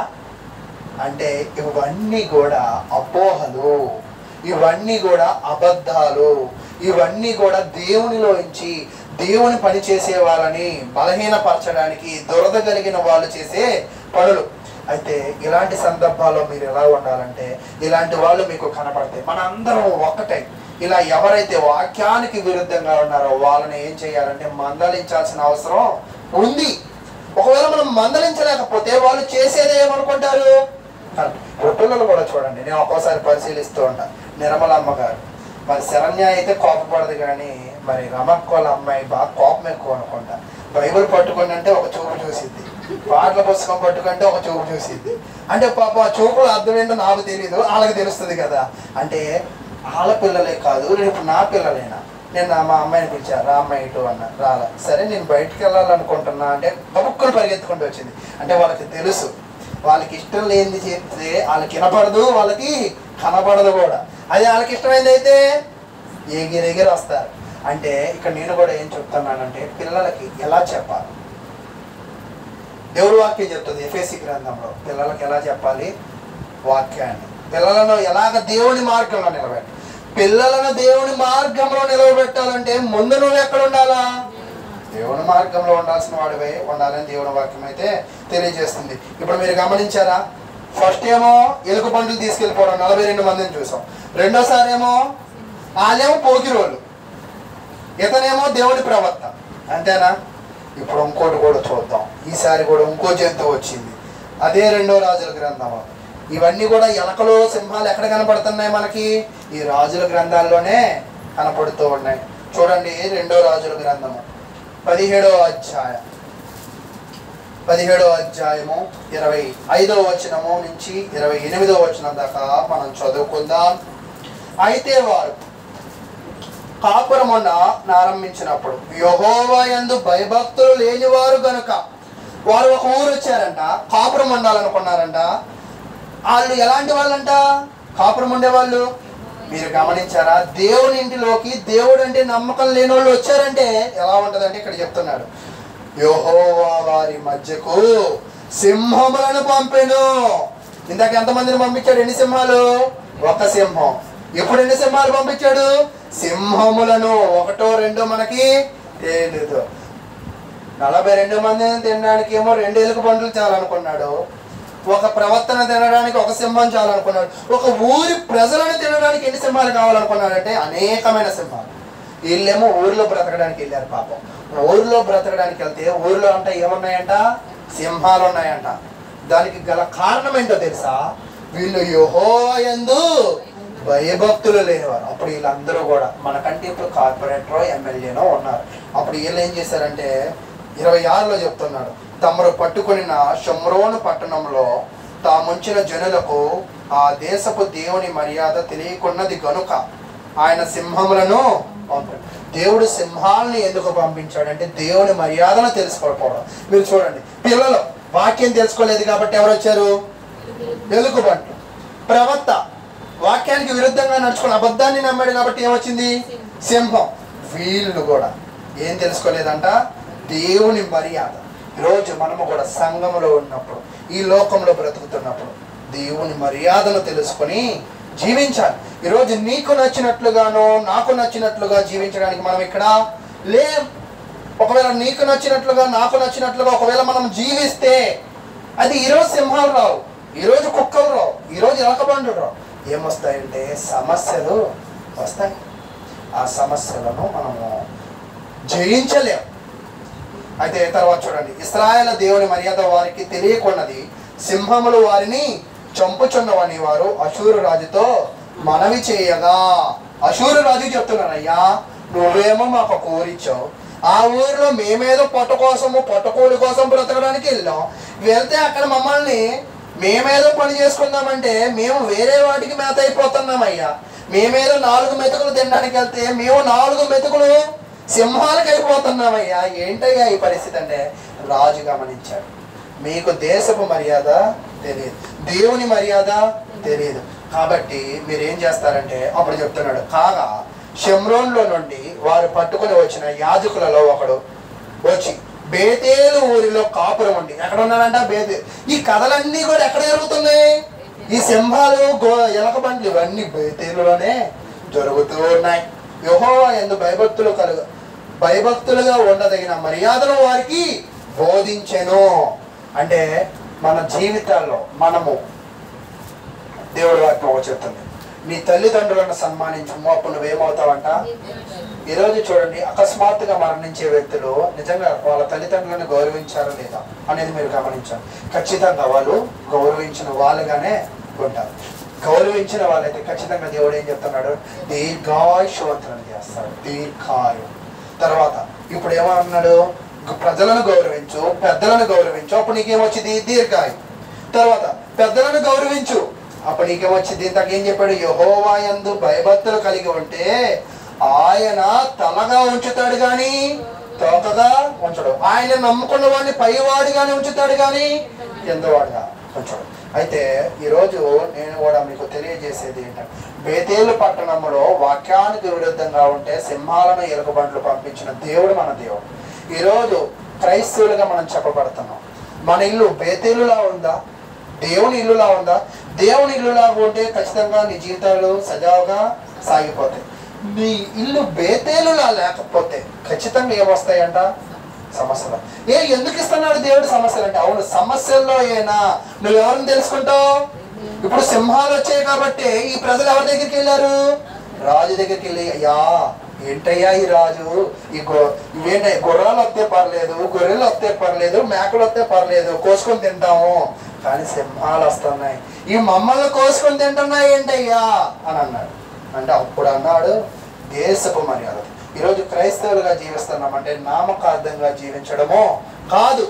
మనం మన జీవితాల్లో క్రైస్తవ్యంలో మనం తెలుసుకోవాల్సింది ఏమిటి అంటే, క్రీస్తు ఏం బోధిస్తున్నాడు, దాన్ని మనం ఎలా తెలుసుకోవాలి, దానిని ఎలా అనుసరించాలి, ఎలా నడుచుకోవాలి. నీకు నచ్చినట్లుగానో నాకు నచ్చినట్లుగానో దేవుని మర్యాదను తెలియకుండా మనకి నచ్చినట్లుగా మనం జీవిస్తే మనం ఏమైపోతామంటే నాశనం అయిపోయేవారిగా ఉంటాం. అయితే ఇంకా నేను ముగింపులోకి వచ్చేస్తూ ఉన్నాను. ఏంటి అంటే, ఈరోజు ఇలా నాశనం అయిపోతున్నాం కదా, మనం రక్షించే మార్గం లేదా? రక్షించే మార్గం ఏంటంటే ఏం చెప్పాను? మీ యొక్క పిల్లలను స్కూల్కి పంపించినట్టు, మీ భర్తకు క్యారేజీతో పనులకు పంపించినట్లు, నువ్వు చక్కగా మంచిగా వస్త్రాలంకరణ వేసుకుని పనులకి వెళ్ళినట్లు నీ సంఘానికి కూడా అంటే సిద్ధపాటుతో రా, నిచ్చెనవై. ఆ నిచ్చెన నిన్నేం చేసిద్దంట?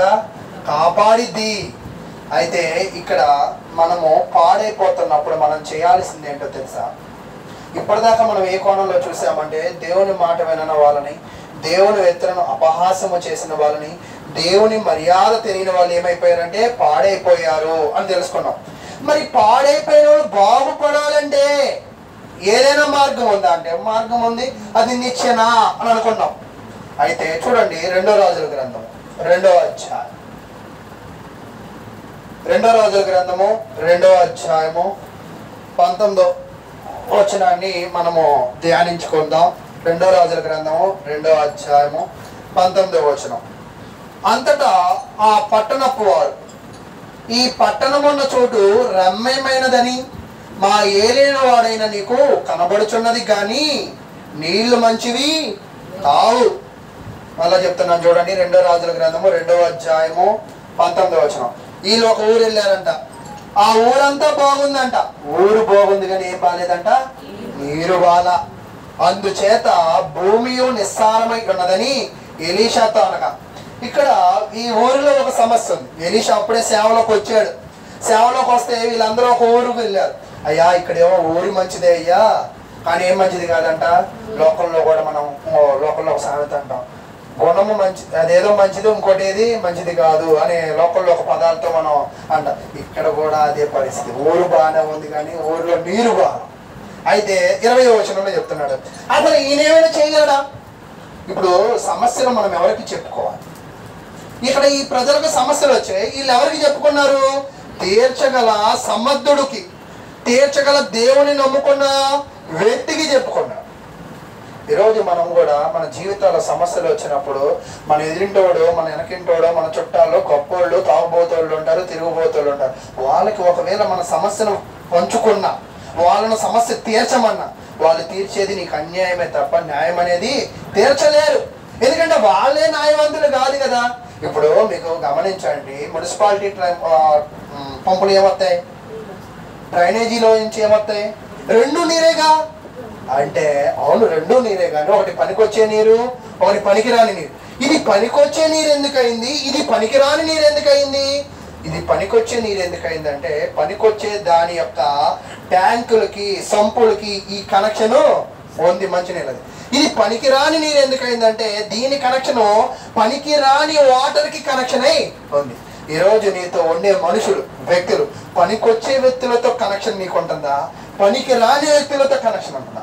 నువ్వు పనికొచ్చే స్పీడ్ అయిపోతున్నా పనికొచ్చే వాడివైతే నువ్వు కనెక్షన్లు ఎవరితో పెట్టుకోవాలా? పనికొచ్చే వాళ్ళతో పెట్టుకో. అప్పుడు నీకు నువ్వు మంచినీరే అవుతుంది, అది మంచినీరే అవుతుంది. నువ్వు పనికొచ్చేవాడివై పనికి రాని వాళ్ళతో కనెక్షన్ పెట్టుకున్నావు అనుకో, నువ్వు మంచినీరే. కానీ పనికి రాని కనెక్షన్ కదా నువ్వు పెట్టుకుంది, నీ నీరు కూడా ఏమైపోద్ది? పనికి రాకుండా పోయిద్ది అని చెప్తున్నాడు. అయితే ఇప్పుడు ఇక్కడ పనికి రాని నీళ్ళు ఉంది. ఆ నీరు సమస్యను ఎవరి దగ్గర పెట్టారంటే కార్పొరేటర్, ఎమ్మెల్యే, ఎంపీ కాదు. ఎవరి దగ్గర పెట్టారు? దైవజనుడి దగ్గర. రాజు కూడా ఏం చేయలేకపోయాడుగా మరి. అంటే ఈ భూమి మీద కొన్ని మనుషుల ఆధీనంలో లేవు. అసలు కొన్ని కాదు, ఏది మనుషుల ఆధారంలో లేదు అని. అది 22వ అధ్యాయం. అప్పుడు కొత్త పాత్రలో ఉప్పు వేసి నా యొద్దకు తీసుకుని రండి వారితో చెప్పాను. వారి దాన్ని తీసుకుని రాగా అతడు ఆ నీటి ఓట యొద్దకు పోయి అందులో ఉప్పు వేసి యెహోవా సెలవిచ్చినది ఏమనగా, ఈ నీటిని నేను బాగు చేసి ఉన్నాను గనక ఇక దీని వలన మరణము కలగకపోవును, భూమియు నిస్సారముగా ఉండదు అనేను. ఇక్కడ మీరు గమనించండి, ఎలీషా దగ్గరికి సమస్య తీసుకొచ్చిందంటే నీళ్ళ సమస్య తెచ్చారు. కానీ ఈయన తెచ్చిన నీళ్ళను బాగు చేయలా. సమస్య ఎక్కడుందో అక్కడికి వెళ్ళాడు. వెళ్ళి ఏం తీసుకురమ్మన్నాడంట? ఉప్పులు రమ్మన్నాడు. అయితే ఇప్పుడు ఉప్పులో గొప్పతనం ఉందంటారా? మీరు కూడా మినరల్ వాటర్ తెచ్చుకోవడం మానేసి ఉప్పు వేసుకుంటారా? ఇక్కడ గొప్పతనం ఎక్కడుందంటే ఉప్పులో లేదు. ఇక్కడ గొప్పతనం ఏంటంటే వీళ్ళ సమస్యను దేవుడి దగ్గరికి తేవడం, దేవుడు ఇచ్చిన గొప్ప మహిమను బట్టి ఇతను ఆ సమస్యను ఎక్కడి నుంచి బాగు చేశాడంటే మూలాల నుంచి. ఉప్పు ఎక్కడ వేశాడంట?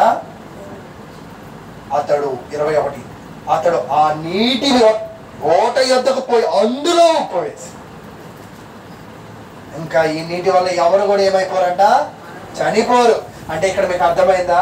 ఈ నీరు తాగి ఆ ప్రాంతంలో ఏమైపోతున్నారు? చాలా మంది చనిపోతున్నారు. అంటే చనిపోయే వ్యక్తులను కూడా ఈ ప్రవక్త ఏం చేశాడంటే అదేంటి, ముందేమో బాగు చేశాడు, వెనకేమో 42 మందిని పొట్టను పెట్టుకున్నాడు. మీకు అర్థమైందా?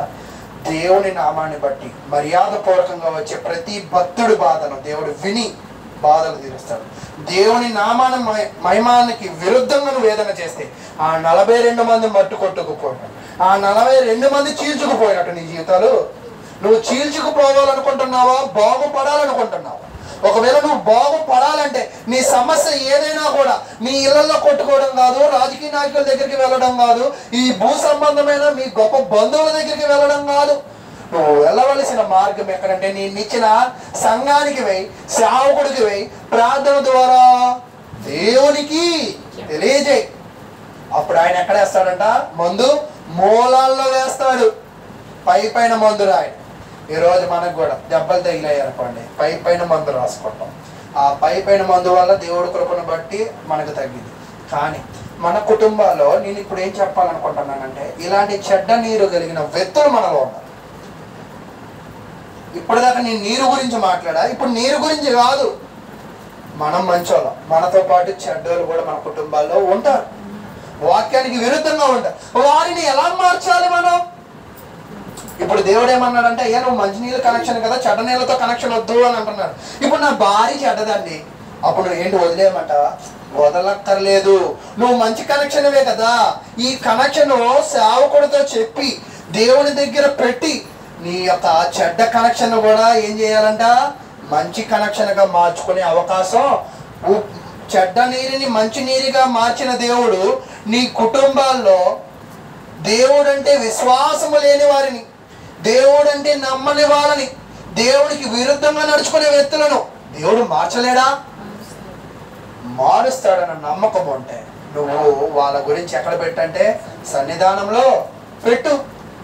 ఈరోజు మన జీవితంలో మనము ఏం చేయాలంటే, మీకు అర్థమైందా? బాగు చేసుకునే మార్గం కూడా దేవుడు ఒకటి ఇచ్చాడు. నువ్వు బాగు చేసుకోవాలంటే నువ్వు ఎల్లవేళలా ఎవరికి దగ్గరగా ఉండాలంటే సేవకుడికి, సంఘమునకు దగ్గరగా ఉండి దేవుడి పనిలో మరింత విస్తృతంగా పనిచేయి. విస్తృతంగా పనిచేస్తే విస్తృతంగా అభివృద్ధి పడతావు. దేవుడి పనిని అడ్డువై, ఎలుగుబంట్లు వస్తాయి, సింహాలు వస్తాయి, సింహము వచ్చింది అని దేవుని వాక్యం అయితే తెలియజేస్తూ ఉన్నది.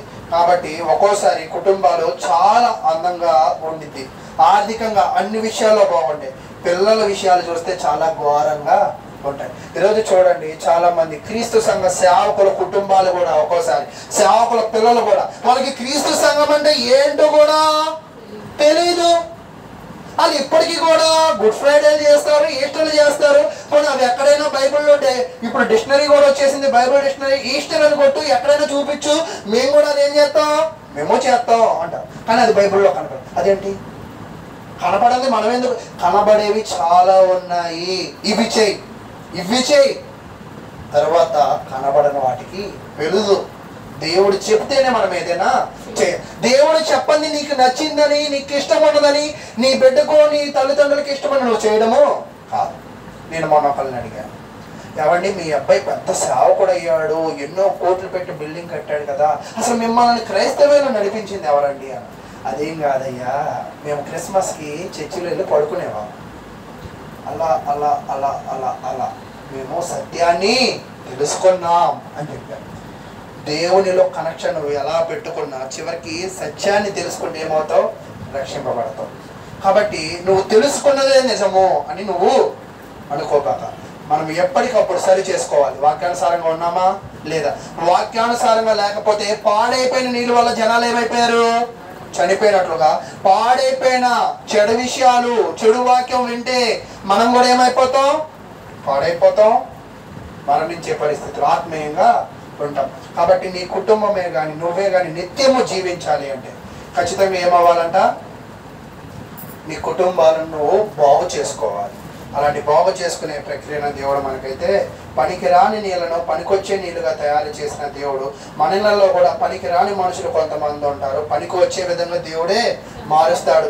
అలాగే రుచికరంగా లేని నీళ్ళను రుచికరంగా తీసుకొచ్చిన దేవుడు మన కుటుంబాల్లో కూడా ఈ రుచి పచి లేని, సంతోషము లేని, సమాధానము లేని జీవితాలు జీవిస్తున్న మనల్ని కూడా సమాధానకరంగా సంతోషకరంగా జీవింపజేసే అవకాశము దేవుడు మనకి ఇస్తాడని మనం తెలుసుకోవాలి. కాబట్టి ఇప్పటిదాకా మనం ఏం చూసామంటే దేవునికి విరుద్ధంగా చేస్తే పాడైపోతాం, పాడైపోయిన దానిని కూడా బాగు చేసుకునే అవకాశం దేవుడు మరలా ఇచ్చాడు అని చెప్పాం. ఒక చిన్న విషయం మనం నేర్చుకుని ఈ వాక్యాన్ని మనం ముగిద్దాం. ఇక నేనేం చెప్తున్నా అంటే దేవుణ్ణి నమ్ముకోవడం ద్వారా బాగుపడతామని చెప్పాను కదా. బాగుపడమే కాదు, దేవుని నమ్ముకున్న వ్యక్తి కుటుంబాల్లో నమ్ముకున్న వ్యక్తి కుటుంబం విడిచినా కూడా ఏం జరిగిందో చూద్దాం. 2 రాజుల గ్రంథం 4వ అధ్యాయం. 2 రాజుల గ్రంథము 4వ అధ్యాయము 1వ వచనం నుంచి మనము చదువుకోవడానికి ప్రయత్నం చేద్దాం. 2 రాజుల గ్రంథం 4వ అధ్యాయం 1వ వచనం నుంచి మనం చదువుకుందాం. అంతటా ప్రవక్తల శిష్యుల్లో ఒకని భార్య, నీ దాసుడైన నా పెనిమిటి చనిపోయాడు. అయ్యా, నేల సమస్యను తీర్చాడు కదా, పిల్లలను శిక్షించాడు కదా, అనేక గొప్ప కార్యాలు చేశాడు కదా. ఇప్పుడు ఒక సమస్య వచ్చింది. ఏంటంటే, అయ్యా, నీతో పాటు తిరిగేవాడు ఎవరు? మా ఆయన శిష్యుడిగా ఉండేవాడు. అందరూ శిష్యులు ఎవరండి? ఇప్పుడు ఒకవేళ మన స్థానిక సంఘంలో క్రైస్తవులు ఎవరు అవుతారంటే, అనుదిన కార్యక్రమాల్లో ఎవరైతే వాళ్ళ సమయాన్ని వీక్షిస్తారో, క్రీస్తులాగా తయారవబడతారో, ఆసక్తి చూపుతారో వాళ్ళే శిష్యులు అవుతారు. ఈరోజు మనము ఈ సంఘము మనది అని అనాలి అంటే గోడలు మనవి కావు, పులిపీట మనది కాదు, కానుకల కళ మన కాదు, సంఘము మనది. ఎవరంటే సంఘములో విశ్వసించిన వాళ్ళే మన వాళ్ళు. అది అయితే ఇక్కడ ఈ భార్య వచ్చి, అయ్యా, నీ శిష్యుడయ్యా చనిపోయాడయ్యా, చనిపోతూ ఆయన ఎలాంటి వాడంటే భక్తి గలవాడయ్యా అని నీకు తెలుసుగా. ఆయన ఎలాంటి వాడు? భక్తి గలవాడు. అయితే ఒక చిన్న పరిస్థితి ఏంటంటే, ఆయన అప్పులు చేసి వెళ్ళిపోయాడు. ఆ అప్పులను నేనేం చేయలేను, తీర్చలేను. విధవరాలను కదయ్యా, అప్పులను తీర్చలేనని ఆ అప్పులు గలవాడు నా 2 పిల్లలను ఏం చేస్తున్నాడంట, తీసుకు వెళ్ళిపోతున్నాడయ్యా, ఏదో ఒకటి చేయయ్యా అని చెప్పాడు. అయితే అక్కడ ఏం చేశాడు అనేది మనం అందరికీ కూడా మనకు తెలుసు. 2 రాజుల గ్రంథము 4వ అధ్యాయము. అప్పుడు అని చెప్తున్నాడు 2వ వచనం, ఎలీషా, నా వలన నీకేమి కావాలనో, నీ ఇంటిలో ఏమి ఉన్నదో అది నాకు తెలియజెప్పమని. అందుకు ఆమె, నీ దాసురాలనైనా నా ఇంటిలో నూనె కొండ ఒకటి ఉన్నది, అది తప్ప మరేమీ లేదని. అంటే ఒక విధవరాలు తన భర్త ఎవరంట, శిష్యుడంట. భర్త వదిలేసి వెళ్ళిపోయినా కూడా దేవుడు ఎవరిని విడిచిపెట్టలా, వాళ్ళ కుటుంబాన్ని విడిచిపెట్టలేదు. ఎందుకు విడిచిపెట్టలేదు? విడిచి వెళ్ళిపోయిన వాడు భక్తిపరుడు కాబట్టి. ఈరోజు నేను కూడా నమ్ముతున్నది ఏంటంటే, ఒనేసిము గారు భక్తిపరులు కాబట్టి ఆయన ఈ కుటుంబాన్ని విడిచి వెళ్ళిపోయినా వీళ్ళకేమీ కొలువ లేకుండా దేవుడు చూస్తాడు. వీళ్ళు కూడా ఆయన వేసిన బాటలోనే స్థానిక సంఘానికి ఎలా ఉంటున్నారు, దగ్గరగా ఉంటున్నారు, విశ్వాసముగా ఉంటున్నారు. కాబట్టి ఇక్కడ నేనేం చెప్తున్నాను అంటే, దేవుని యందు భయభక్తులు కలిగి ఉంటే మనము విడిచి వెళ్ళిపోయిన ఈ లోకాన్ని, ఈ కుటుంబాన్ని దేవుడు మాత్రం ఎన్నడూ కూడా పట్టుకుంటాడు. అప్పుల బాధలో ఉన్న ఒక విధవరాలకు దేవుడు ఏం చేశాడు, ఎలీషా ద్వారా సహాయం చేశాడు. ఇక్కడ నేను ఒక విషయం చెప్తాను. అప్పుల వాళ్ళు పిల్లల్ని ఎత్తుకెళ్ళిపోతున్నారు కదా, అలాగే ఈరోజు మన చుట్టూ ఉన్న పరిస్థితులు, మన చుట్టూ ఉన్న దుష్పరిస్థితులు, చుట్టూ ఉన్న చెడు సహవాసాలు, చుట్టూ ఉన్న లోకంలో ఉన్న పరిస్థితులు మన పిల్లల్ని ఏమైపోతున్నాయి, ఎత్తుకుపోతున్నాయి. ఎలాగా? త్రాగుబోతులుగా, తిరుగుబోతులుగా, చెడుతనం చేసేవారిగా, మార్గం మధ్యలో అపహాస్యము చేసేవాళ్ళుగా, వాక్యానికి విరుద్ధంగా ఉండేవారు. అప్పుడు నువ్వేం చేయాలంట? ఎవరికి చెప్పుకుంది ఈ అమ్మాయి? దేవుడు ప్రవర్తకి దేవుడికే చెప్పుకుంది. ఈరోజు నేను కూడా ఏం చెప్తున్నానంటే, మీరు అప్పులోళ్ళు ఎత్తుకుపోయినట్లు చెడుకి మీరు ఎత్తుకుపోతున్నారో లేదో పరిశీలి. ఒకవేళ మీ కుటుంబాల్లో ఎవరైనా చెడుకి ఎడిక్ట్ అయిపోయి చేస్తూ ఉంటే మీరు చేయాల్సింది ఏంటంటే, మీ దగ్గర ఏదో ఉన్నదో అదే దేవుడి దగ్గర వ్యక్తపరచు. నీ దగ్గర ఏముంది? ఏమీ లేదు. మన దగ్గర కూడా ఒక్కటే ప్రార్థన ఉంది. ఆమె దగ్గర నూనె ఉన్నట్టు మన దగ్గర కూడా ఏముందంట? ప్రార్థన. ఆమె నూనె ఉన్నది, ఆ నూనెతో నా కుటుంబాన్ని ఏం చేసింది? పోషించుకునే విధంగా దేవుడు. అలాగే నీ దగ్గర ఉన్నది కూడా ఒకటి ఉంది, అది నీకు తెలియదు. ఏంటంటే అది ప్రార్థన. నువ్వు ప్రార్థన చేసుకో. నువ్వు ప్రార్థన చేస్తే అప్పులోడికి భయపడక్కర్లా, సింహాలకి భయపడక్కర్లా, తర్వాత ఎలుకబంట్లకు భయపడక్కర్లా, రాజులకి భయపడక్కర్లా. దేవుడు నిన్ను ఏం చేస్తాడంట? రక్షిస్తాడు. కాబట్టి ఈరోజు మీరు బాగా మీ కుటుంబాలను మార్చుకోవాలన్నప్పుడు చెడ్డ నీరును మంచి నీరుగా మార్చిన దేవుడు, అప్పులోళ్ళు ఎత్తుకుపోయే పరిస్థితుల్లో సహాయం చేసిన దేవుడు, అలాగే నీ పిల్లలు నీ కుటుంబాన్ని దేవునిలో ఉండే విధముగా ఆయన నిన్ను బలపరుస్తాడని దేవుని వాక్యం ద్వారా తెలియజేస్తున్నా. అంటే ఇక్కడ మీరు గమనించండి, మనము దేవుని సహాయం పొందాలంటే ముందేమవ్వాలంట? శిష్యుడు అవ్వాలి. అంతే కదా. ఇతను ఏమయ్యాడు? శిష్యుడు. తర్వాత దాసుడు అవ్వాలి. అంతేనా? అది కూడా అన్నాడా లేదా? అండర్లైన్ చేసుకోండి మీకు ఉంటే. ఒకవేళ శిష్యుడు అయ్యాడు ఫస్ట్, రెండోది ఏమయ్యాడు? దాసుడు అయ్యాడు. తరువాత ఏమయ్యాడంట? యెహోవా యందు భక్తి గలవాడై ఉండనని దేవుని యందు చెప్పాడు. అప్పుడు నీ కుటుంబము ఆయన ఒక భరోసాగా ఉన్నట్టుగా అప్పుడు ఉంటాడంట. నీ కుటుంబానికి భరోసా. ఎప్పుడు భరోసాగా ఉంటాడంట? నువ్వు శిష్యుడు అయ్యాక, నువ్వు దాసుడు అయ్యాక, నువ్వు భక్తిపరుడు అయ్యాక, అప్పుడు నీకు ఏదైతే కొదువుగా ఉందో, నువ్వు ఏదైతే ఇబ్బందులతో పడుతున్నావు, నీకున్న దానిలో ఆయన ఏం చేస్తాడంటే అభివృద్ధి పరిచేవాడిగా ఉన్నాడు. అప్పుడు నీకు ఆయన భరోసాగా ఉంటాడు. మొన్న కూడా మనం చదువుకున్నాం, యెహోవా నిన్ను రక్షించును, యెహోవా నిన్ను ఉద్ధరించును. ఉద్ధరిస్తాడంట. మనం కూడా చాలాసార్లు అంటాం మనకు, నువ్వేం నన్ను ఉద్ధరిస్తున్నావా అంటే, ఉద్ధరించడం అంటే మోస్తున్నావా? మనల్ని మోసేది ఎవరంటే దేవుడు మనల్ని మోస్తాడు. కాబట్టి ఒక వ్యక్తి విశ్వాసము లేకుండా ప్రవర్త కింద శిష్యుడిగా అవలేడు. శిష్యుడిగా పెంచడం వల్ల తన చనిపోయిన తన కుటుంబాన్ని కూడా ఏం చేసుకోగలిగాడు? కాపాడుకోగలిగాడు. ఈరోజు మీరు కూడా దేవుడికి క్రైస్తవులుగా బ్రతకడం వల్ల మీ తర్వాత మీ పిల్లలు కూడా రక్షింపబడతారు. ఈరోజు మనము మన కుటుంబాలు కాపాడుకోవాలనుకుంటే, మనము ఉన్నా లేకపోయినా వారు దేవుడిలో పెంచినట్లయితే, ఒక వ్యక్తి కింద శిష్యుడిగా పనిచేసి గురువు తన కుటుంబాన్ని విడిచిపెట్టలేదు. గురువు ఏం చేయలేదంట? అంతే కదా. ఎలీషా తన శిష్యుడు కుటుంబాన్ని ఏం చేయాల? అలాగే సేవకుడు కూడా ఇక్కడ నేర్చుకోవాల్సింది ఏంటంటే, చాలా మంది కూడా కొన్ని కుటుంబాల్లో భర్త లేకపోయిన తర్వాత కొంతమంది సేవకులు వాళ్ళ కుటుంబాన్ని వదిలేస్తారు. ఇదే హౌస్ విజిటింగ్ అంటారు, గృహ దర్శనం అంటారు దీన్ని. అంతే కదా, గృహ దర్శనం. ఎలీషా అటు వెళ్ళాడు. ఎందుకు వెళ్ళాడు? దర్శించడానికి వెళ్ళాడు. ఆ బాగోగులు తెలుసు. ఇప్పుడు మేము కూడా పని లేకో, పెట్రోల్ ఎక్కువ ఉండో, జోబులో డబ్బులు ఎక్కువ ఉండో, లేదా మేము కొనుక్కున్న రేమండ్ షర్టో, మేము కొనుక్కున్న లెనిన్ క్లాత్నో మీకు చూపించాలని మీ దగ్గరికి రావట్లా. మేము దేనికి వస్తున్నామంటే మీ బాధలను ఎవరి దగ్గర పెట్టాలని? దేవుడి దగ్గర పెట్టాలి. కాబట్టి ఈరోజు మనము బాధలను పెట్టాలి. అయితే అప్పుడు మనము ఏమవుతామంటే రక్షింపబడగలం. క్రైస్తవులము లేదా క్రీస్తు సంఘ సభ్యులుగా పిలువబడుతున్న మనము క్రీస్తు కింద శిష్యుడిగా ఉంటున్నామా? ఎలీషాని పిలుచుకున్నట్లుగా మనము మన కుటుంబాలకి సేవకులను పిలుచుకుంటున్నామా?